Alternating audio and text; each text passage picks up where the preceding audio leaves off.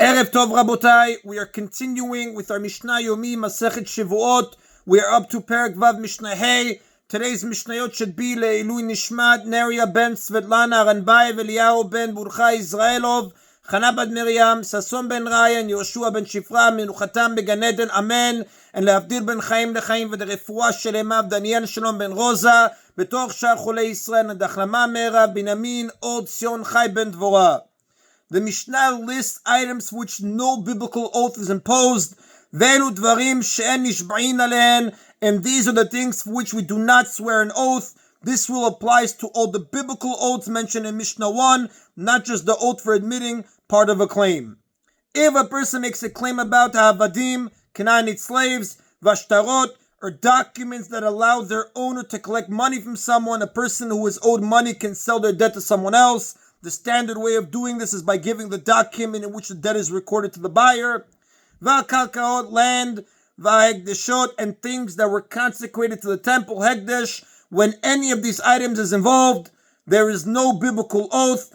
Even if someone admits to part of the claim, or he contradicts the testimony of one witness, or he was a shomer taking care of an item for someone else, he does not swear the biblical oath that these situations usually demand, because the Torah excludes them from the law of oaths. Now the Torah in the book of Shemot, chapter 22, verse 8, states that it is the source for the law of oaths, states, for every item of liability, whether an ox, a donkey, a sheep, or a garment, regarding any lost item about which he says, this is it, to the court shall come both their claims. So the Gemara on page 42b in Shevuot learns from this verse that an oath is imposed by the court only for items that are similar to an ox, donkey, sheep, or garment.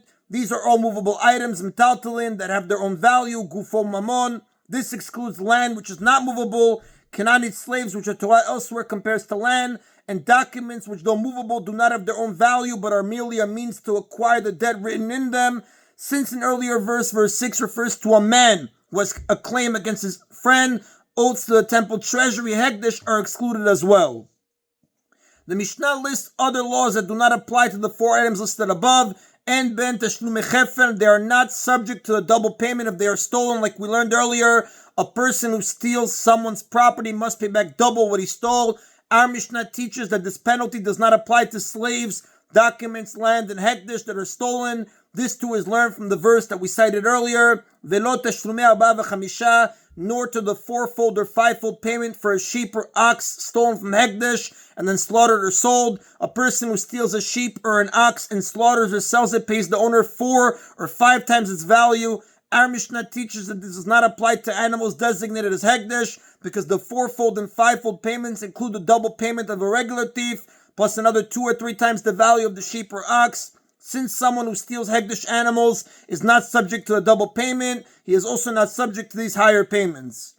Shomer chinam eno nishba, an unpaid shomer who was given one of these items to watch and claims that it was stolen or lost does not have to swear about it. Ordinarily, if an unpaid shomer claims that the item he was given to watch was stolen or lost, he must swear that his claim is true and that he was not negligent in guarding it. He is then exempt from paying for it. Our Mishnah teaches that this requirement of swearing does not apply to the 4 types of property listed here. This is learned from the examples given by the verse for the things for which a shomer does swear in Shemot chapter 22 verse 6, silver coins and vessels. The items mentioned in this verse have in common all the characteristics that we mentioned earlier, and they therefore exclude the same types of property. Those characteristics being movable items and have their own value.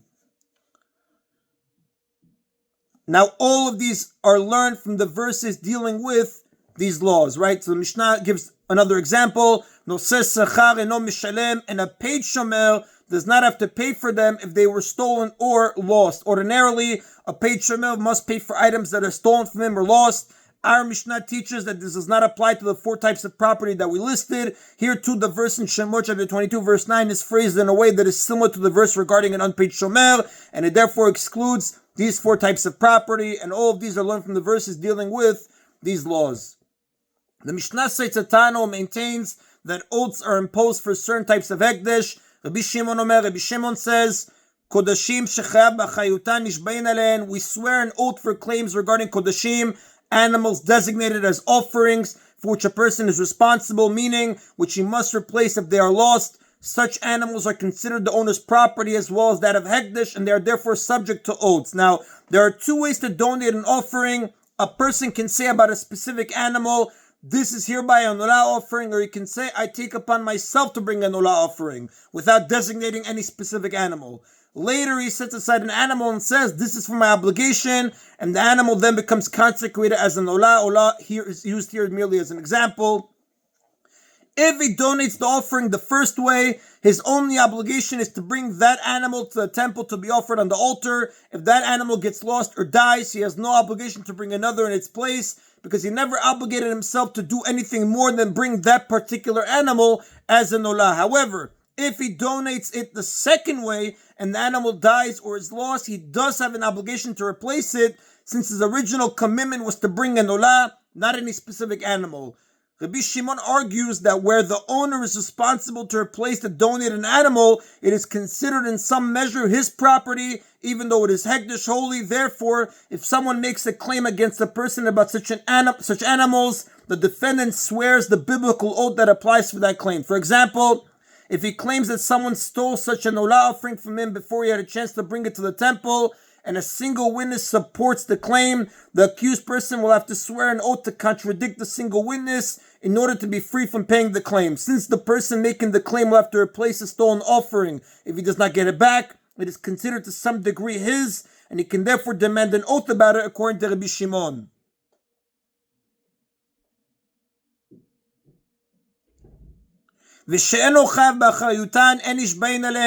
But we do not swear an oath for claims regarding those offerings for which a person is not responsible, meaning which he does not have to replace if they are lost.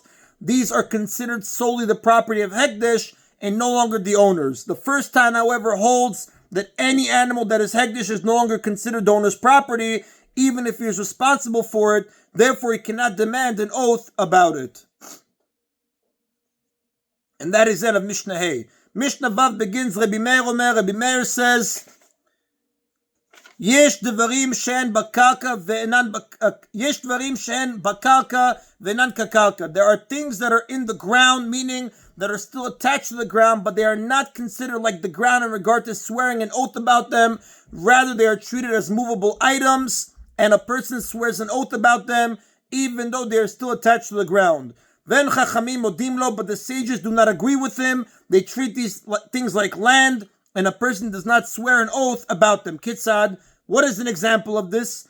Esel gifanim te'unot masarti lach. If someone says to a person, I gave you 10 grape-laden vines in my land to watch for me with grapes that were ready to be picked, V'ala omer enan ela chamesh, and that person says there were only 5. The Shemel claims that he was given only 5 grape-laden vines to watch, and he is now returning them. He denies ever having been assigned to watch the other 5 vines, and he is therefore not responsible for their grapes, so he admits to part of the claim. Rabbi Meir mechayev shvuah. Rabbi Meir obligates the person to swear an oath of someone who admits to part of a claim, since the grapes were ready to be picked and no longer needed to be attached to the tree on the ground. They are considered as if they had already been picked, although the grapes happen to still be attached to the ground to the vine. Since they are ripe and no longer need to draw any nutrients from the ground, Rabbi Meir treats them as if they were already picked. Therefore, they are not considered land, but movable items which a person swears an oath. But the sages say,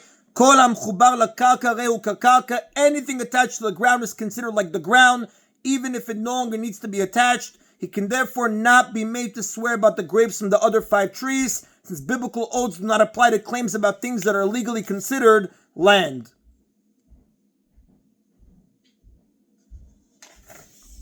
A general rule about the oath for admitting to part of a claim: